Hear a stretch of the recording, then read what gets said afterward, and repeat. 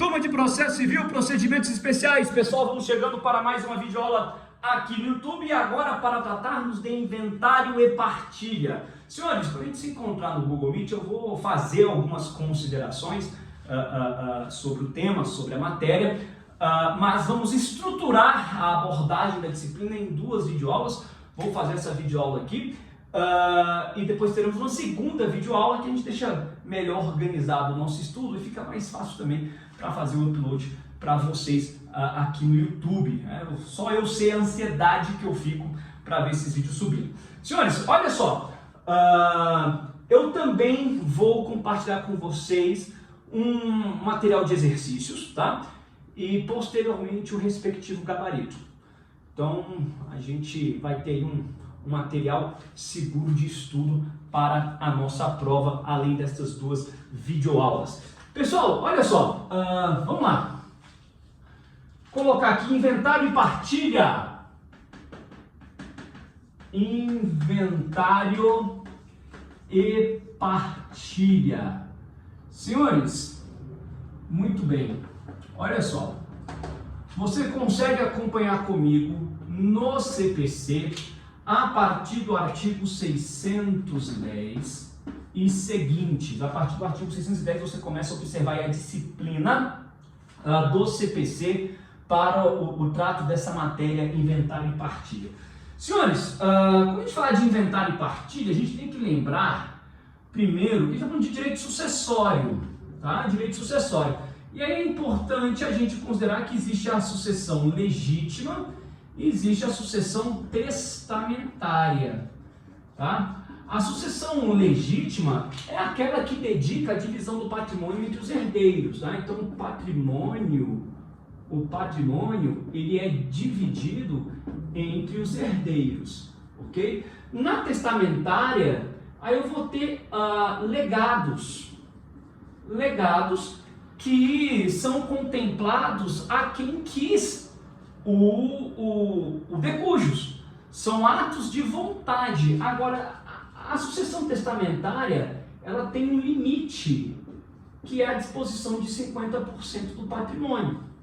Por quê? Ora, porque a gente tem que garantir a subsistência destes aqui, tá? Então, até 50%, todos nós podemos dispor do nosso patrimônio da forma como bem quisermos, mas dentro desse limite, tá?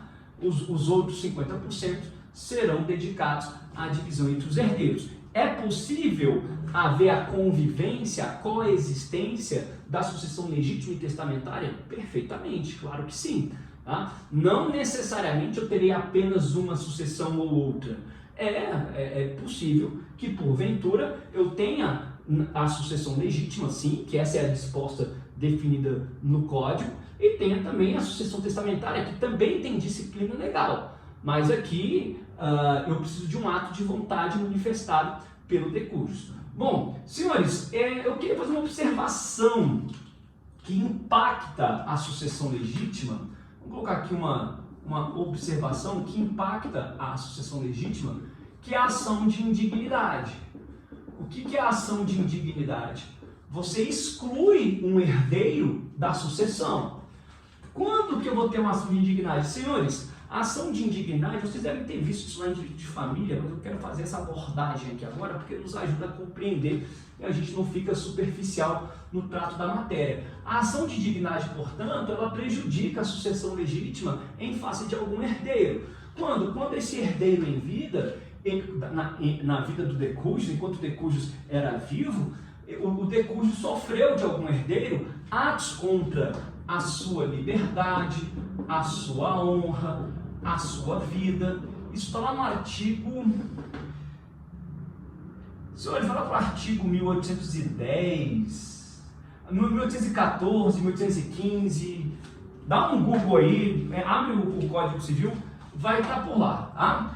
Então, se um filho pratica atos contra a liberdade, contra a honra, contra a vida de um pai, ele pode ser excluído da sucessão legítima por indignidade, ok? Bom, ok, pessoal, vamos apagar aqui esses dois primeiros tópicos e vamos falar do prazo. Prazo para deflagrar o procedimento de inventário e partilha. Tá? Vamos colocar aqui prazo do procedimento. Senhores, são 2 meses, tá? Prazo 2 meses. A contar de quando? A contar do óbito, da morte, tá? Do óbito. Senhores, e se esse prazo não for observado? Tá? Prazo não observado o prazo, então tem uma multa. E essa multa é da Fazenda Pública Estadual, tá? Multa pela Fazenda Pública do Estado, Fazenda Pública Estadual. Então cada estado vai definir essa multa.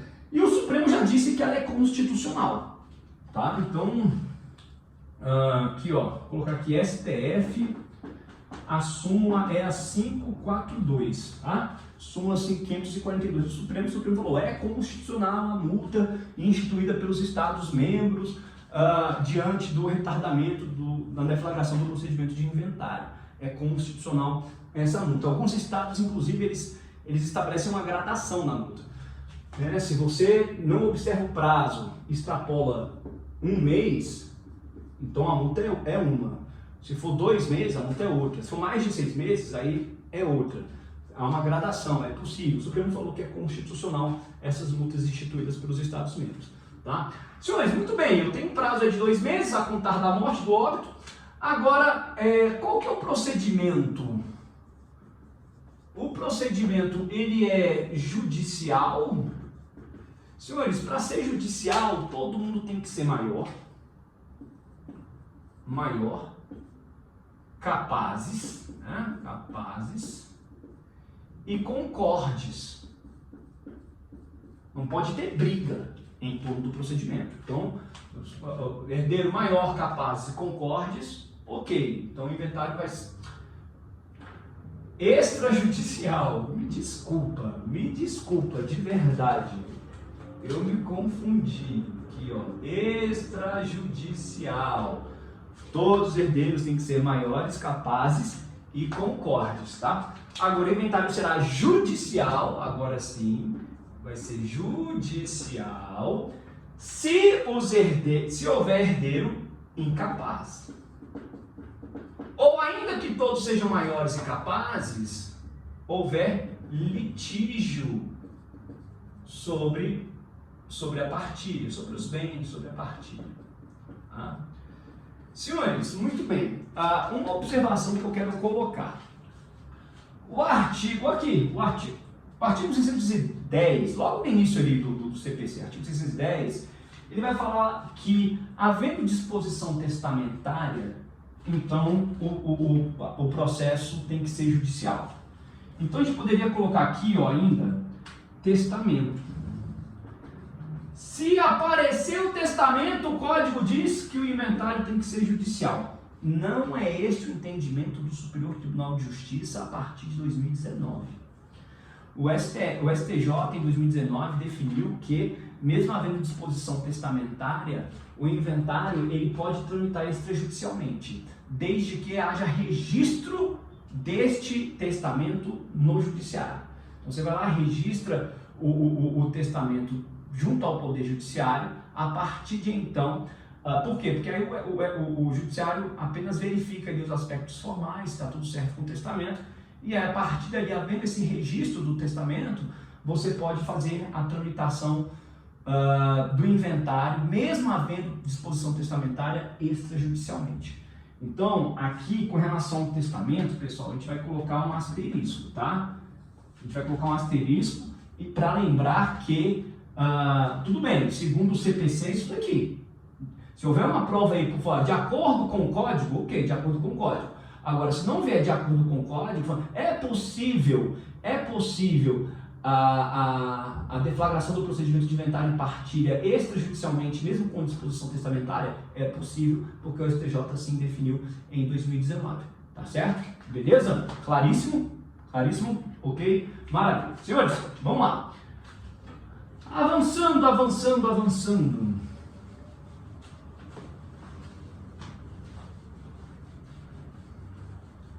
Tá, vem cá, quem é que pode Quem é que pode deflagrar o procedimento? Quem é que pode deflagrar o procedimento? Aquela que tópico era tópico 5 que eu coloquei? Acho que era tópico 5, né? Vou colocar tópico 6 agora. Tópico 6, não é isso? Olha só. Legitimidade. Legitimidade. Senhores, lá no artigo 616, eu quero que vocês olhem lá quem são os legitimados reconhecidos pelo Código para deflagrar o procedimento de inventário e partilha. Aí vai aparecer o cônjuge, o herdeiro, a fazenda pública, o cessionário, o credor, o testamenteiro. Vai aparecer um pessoal lá no artigo 616. Herdeiros, cônjuge, fazenda pública porque tem interesse, né, em recolher o imposto, o tributo, o Ministério Público, os cessionários, o credor também tem interesse na eventual dívida do decujus. Pois bem, artigo 616. Vocês olhem aí no Código. O que eu quero considerar, não esqueçam que essa legitimidade é concorrente. Ou seja, quaisquer um daqueles ali, destes arrolados no artigo 616, companheiro, herdeiro, Ministério Público, cessionário, credor, administrador judicial da falência, do administrador judicial do decujus, dos herdeiros, todos esses aparecem no artigo 616, é uma legitimidade concorrente, qualquer um pode ajuizar o procedimento de inventário e partilha. Agora, quero chamar a atenção para isso daqui, ó. Inventariante. Inventariante.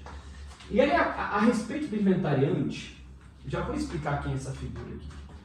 Eu quero fazer algumas referências aqui no código e recomendar a leitura. Primeiro, artigo 617 do CPC. O inventariante, agora eu já não vou falar de concorrência. O artigo 617 traz um rol de preferência, de ordem. Tá? Então aqui eu tenho uma preferência de quem pode assumir o encargo da inventariança.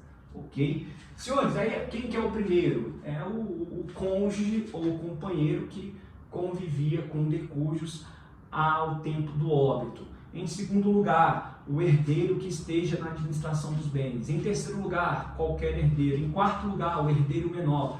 E aí tem toda uma ordem estabelecida aqui pelo artigo 617. O artigo 618 vai falar sobre as responsabilidades de quem pode ser inventariante. Responsabilidades. Ah, professor, o que o inventariante faz? Por exemplo, ele tem que prestar contas da administração dos bens, tem que representar em juízo o espólio, são responsabilidades do inventariante. Agora, tem coisa que o inventariante só faz mediante autorização judicial, ouvidos os demais herdeiros. Então, são encargos que dependem da oitiva dos herdeiros mais autorização judicial. Por exemplo, se o inventariante quiser, o que você vai encontrar aqui no artigo 619? Se o inventariante quiser alienar bem. Se o inventariante quiser alienar um bem, ele vai ter que, primeiro, atravessar uma petição em juízo, o juiz vai ouvir os demais herdeiros e depois vai decidir. Tá?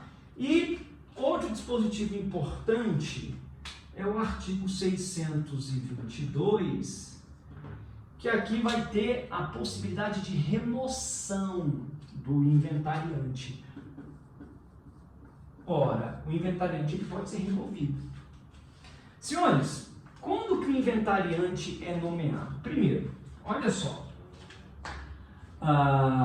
só para organizar, essa remoção aqui, ela pode ser de ofício ou a requerimento, tá? Essa remoção, ela pode ser de ofício ou pode ser a requerimento. Senhores, vejam, de ofício ou a requerimento, aqui está assegurado o contraditório. Pelo código, se você olhar aqui no 622, você vai ter a impressão que a remoção de ofício não comporta contraditório, mas apenas quando a remoção fosse requerida pelos outros herdeiros. Olha, quero destituir esse inventariante do encargo. Por quê? Porque ele não está cumprindo com as suas responsabilidades ou porque ele praticou algum ato que deveria contar com a nossa oitiva e autorização judicial, vendeu um bem, portanto, alheio à nossa vontade, alheio à manifestação, alheio à autorização judicial. Então, se o inventariante não estiver desempenhando fielmente os seus encargos, ele pode se sujeitar aí à remoção. Insisto, pelo código, dá a entender que apenas a remoção a requerimento é que comportaria contraditório. Todavia, à luz do artigo 10 do Código de Processo Civil, o contraditório se impõe, porque lá diz que mesmo as decisões de ofício, você tem que ouvir o interessado. Artigo 10 do CPC. Então, se é uma interpretação sistemática aí do nosso código, o contraditório está assegurado nas duas situações. Beleza? Senhores, quando que o inventariante o que acontece? Quando que ele é nomeado? Senhores, vou apagar aqui o 4, olha só. Vou colocar aqui um outro tópico, o 8, nomeação do inventariante. Vou colocar procedimento. Já começar uma abordagem mais procedimental e depois eu interrompo o vídeo e a gente continua no vídeo 2. Tá? Vou colocar aqui tópico 8, procedimento. Olha só. Que aí vai ficar claro, vai ficar legal. Né? Vamos construir aqui uma concatenação de atos, um raciocínio. Vou colocar aqui procedimento.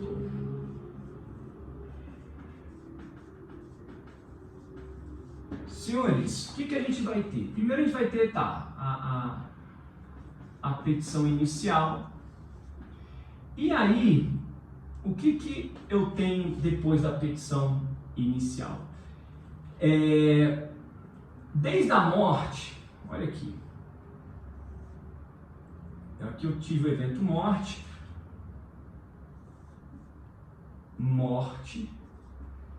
E aqui eu tenho a nomeação do inventariante. Tá? Morte, nomeação do inventariante. Aqui já vou falar o que vai acontecer.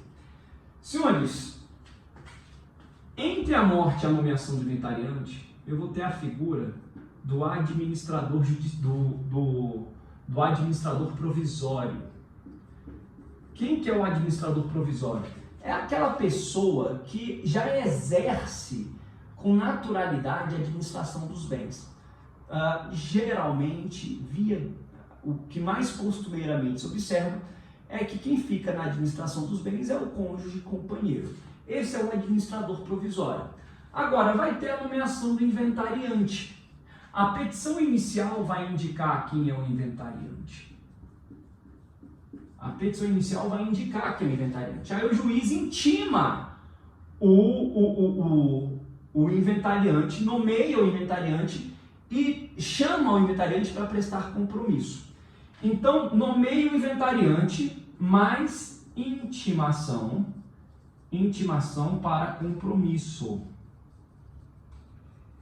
Senhores, esse compromisso do inventariante, olha só, este compromisso do inventariante, ele tem que ser exercido no prazo de 5 dias, ok? Então, em 5 dias, até 5 dias aqui, ó, 5 dias, tem que ter o compromisso, tá? Compromisso 5 dias, tem que prestar o compromisso.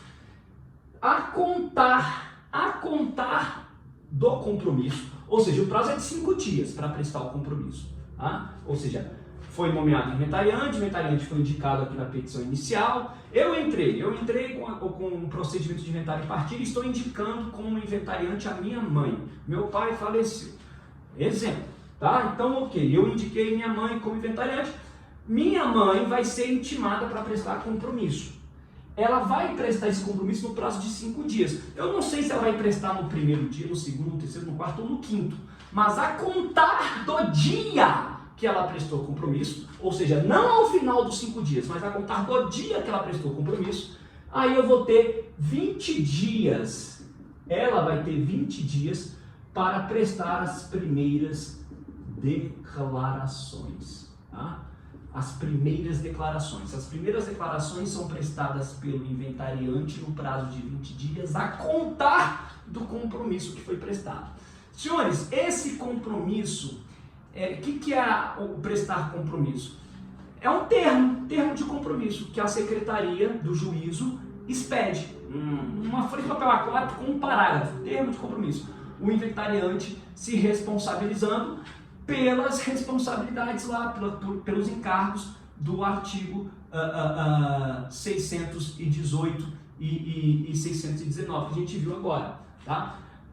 As responsabilidades do inventariante. Então ele vai assumir um encargo. Ok. Senhores, as primeiras declarações, portanto, serão prestadas pelo inventariante. Muito bem. Olha aqui. Petição inicial, tá? Eu tive a figura do administrador provisório, que é aquela pessoa que está naturalmente ali na administração dos bens.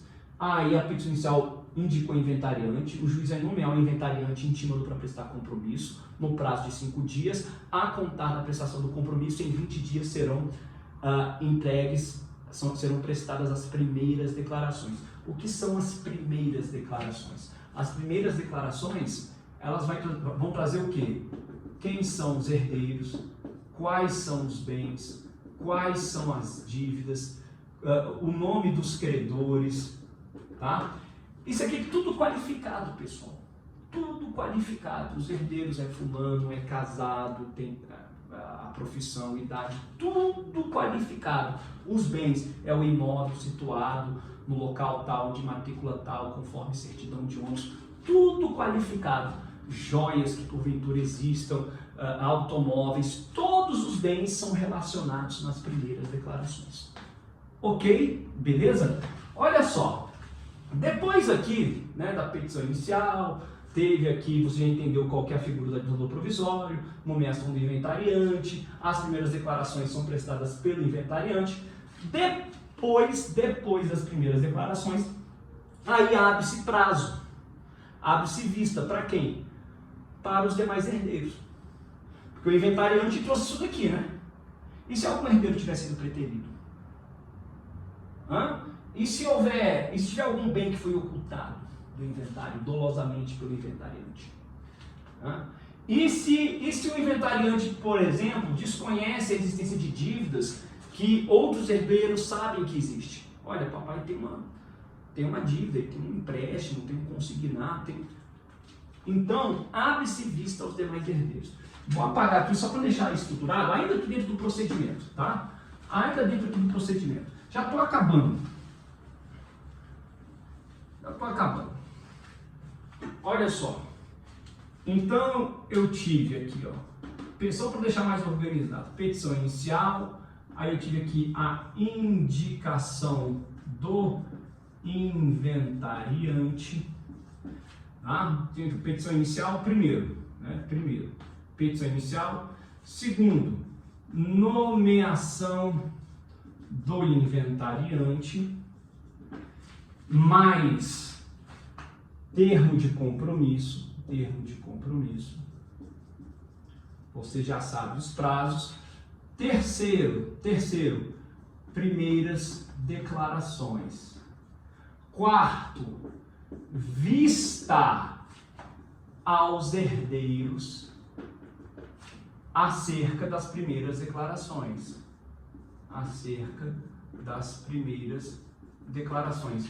Em quinto lugar, vista. Aí aqui eu vou ter o quê? Eu vou ter vista à fazenda pública.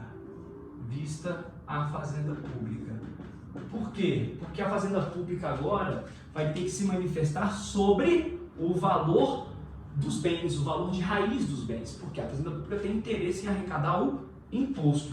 Então a Fazenda Pública vai se manifestar sobre o valor dos bens. Tá? O valor dos bens.